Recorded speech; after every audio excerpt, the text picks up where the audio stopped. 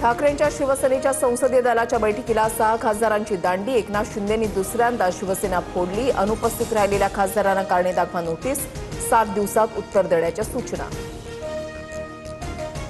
बंडखोरांच्या प्रवेशासाठी शिवसेनेचा वर्धापन दिनाचा मुहूर्त। उपमुख्यमंत्री शिंदे खासदारांच्या पक्षप्रवेशाची घोषणा करणार।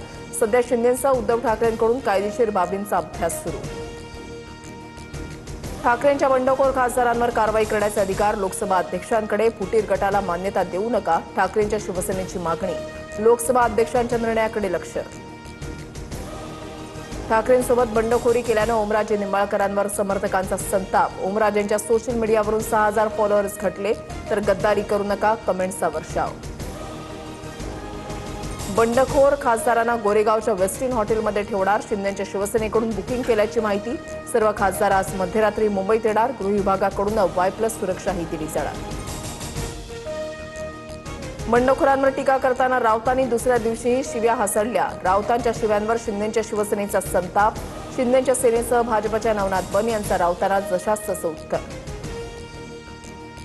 पक्ष फोडणाऱ्यांना रस्त्यामध्ये तुडवा, बेईमानी करणाऱ्यांना आता सोडायचं नाही, धडा शिकून तुरुंगामध्ये जाऊ। संजय राऊत बंडखोर खासदारांवर संतापले।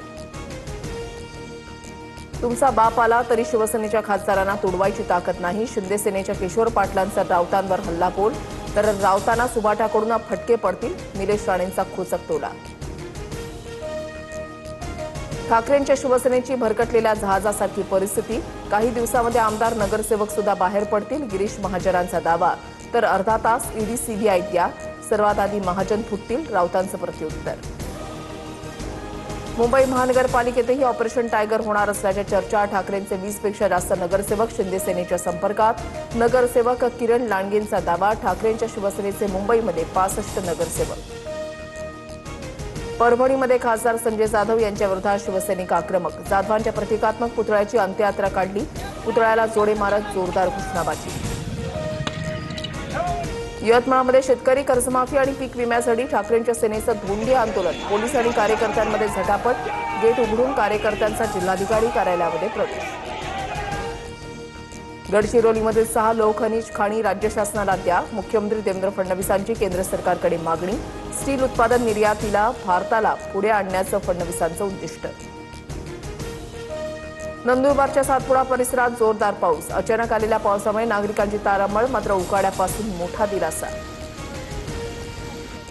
जळगावच्या सराफा बाजारामध्ये सोनं चांदीच्या दरामध्ये घसरण। सोनं 1400 रुपयांनी, तर चांदी 3000 स्वस्त। जीएसटीसह सोनं 1,53,000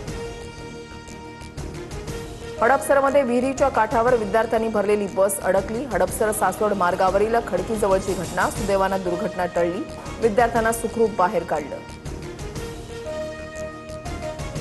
वाशिम जिल्ह्यामध्ये गॅस सिलेंडरच्या स्फोटामध्ये 3 घरं जळाली। एकाच परिवारातील 5 जण जखमी। रिसोड तालुक्यामधील वाघी खुर्द इथली घटना।